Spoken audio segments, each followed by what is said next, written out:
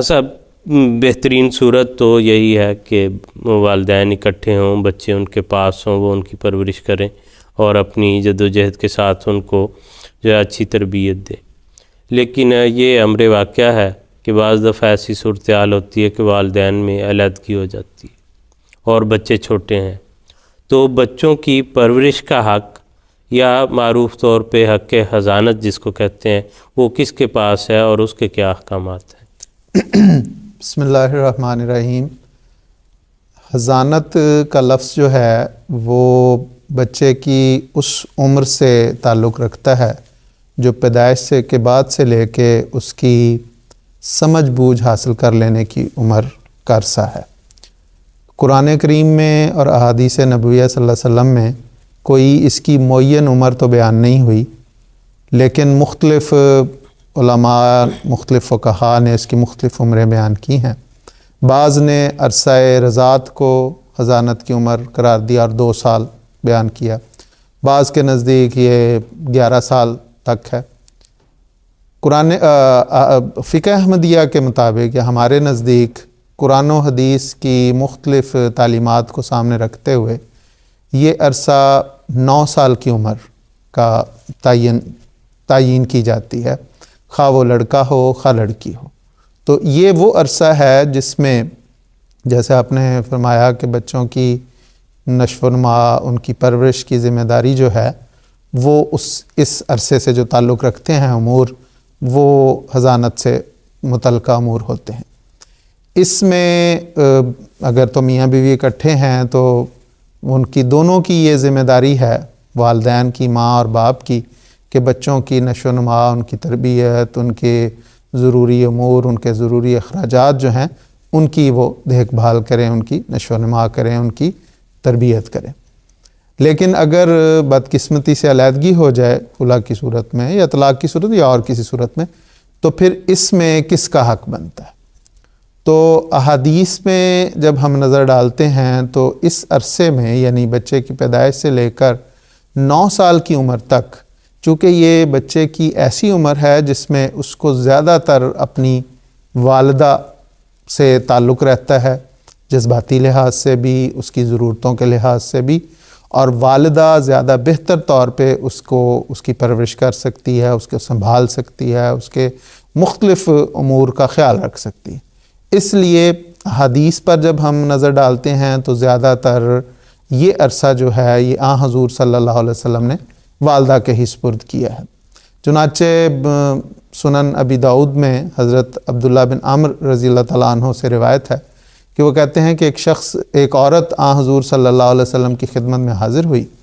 اور اس نے کہا کہ اس نے بتایا کہ میاں بیوی کی علیحدگی ہو گئی ہے،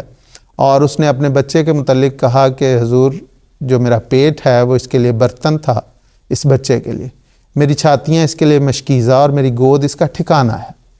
اب اس کا والد اس بچے کو مجھ سے چھیننا چاہتا ہے۔ تو حضور صلی اللہ علیہ وسلم نے ان دونوں کی باتیں سن کر اس عورت کو یہ فرمایا کہ اس کا زیادہ حق تمہارا ہے اور تمہارے پاس ہی رہے گا، سوائے اس کے کہ تم دوسرا نکاح کر لیتی ہو۔ اس پہ آگے شارحین حدیث اور فقہاء نے اور جماعت فقہ احمدیہ کے مطابق بھی کہ کسی عورت کے دوسرا نکاح کر لینے سے اس کا حق حضانت خود بخود ساقط نہیں ہو جاتا،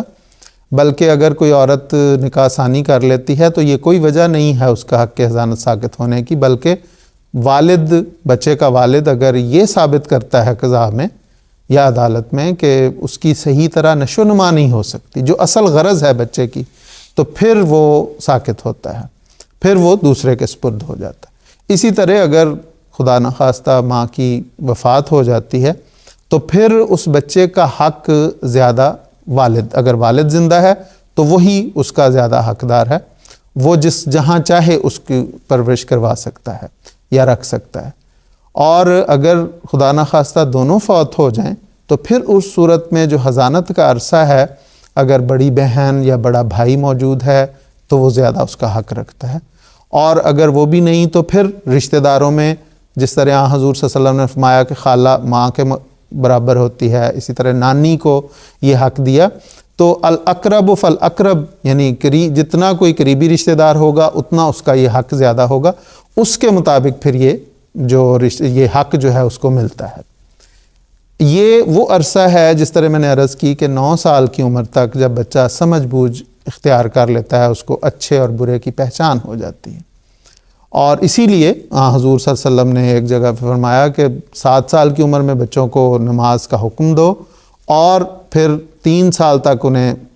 حکم دیتے رہو، اور اگر 10 سال پہ جا کے وہ اس میں کوئی کوتاہی کریں تو پھر انہیں سرزنش بھی کر سکتے ہو۔ تو گویا 9-10 سال کا عرصہ ایسا ہے جس میں بچہ سمجھ بوجھ حاصل کر لیتا ہے۔ تو اس کے بعد پھر وہ جو عرصہ ہے اس میں اس عرصے کے ختم ہونے کے بعد بچے کو اختیار دیا جاتا ہے، اور احادیث میں موجود ہے کہ حضور صلی اللہ علیہ وسلم نے ایسی صورت میں بچے کو اختیار دیا کہ وہ جس کے پاس جانا چاہے، اگر وہ ماں کے پاس جانا چاہے تو ماں کے پاس چلا جائے، باپ کے پاس جانا چاہے تو باپ کے پاس چلا جائے۔ حضرت ابو ہریرہ رضی اللہ تعالیٰ عنہ کی روایت ہے کہ حضور صلی اللہ علیہ وسلم کی خدمت میں اسی طرح ایک معاملہ پیش ہوا، اور اس میں ایک عورت نے حضور صلی اللہ علیہ وسلم کو یہ عرض کی کہ حضور یہ میرا بیٹا ہے اور یہ میری خدمت کرتا ہے، میرے لیے پانی بھر کے لاتا ہے اور میرے دیگر کام کرتا ہے، اب اس کا باپ جو ہے وہ اس کو میرے سے چھیننا چاہتا ہے۔ تو گویا یہ بچہ اس عمر تک پہنچ چکا تھا جس میں وہ اس میں چھوٹے موٹے کام اپنی والدہ کی مدد کر سکے۔ تو اس میں حضور صلی اللہ علیہ وسلم نے بچے کو اختیار دیا کہ یہ تمہارا باپ ہے، یہ تمہاری ماں ہے، جس کے پاس تم جانا چاہو چلے جاؤ۔ تو جس کو بچہ اختیار کرے اس کے سپرد وہ کر دیا جاتا ہے، سوائے اس کے کہ قضاء یا عدالت یہ دیکھے کہ بچہ ایسے فریق کو اختیار کر رہا ہے جو ناجائز اس کی خواہشات پوری کرتا ہے، اس کو بگاڑتا ہے، اس کے لاڈ لڈاتا ہے اور اس کی تربیت کی طرف اس کی دھیان نہیں، اور بچہ ایسی عمر میں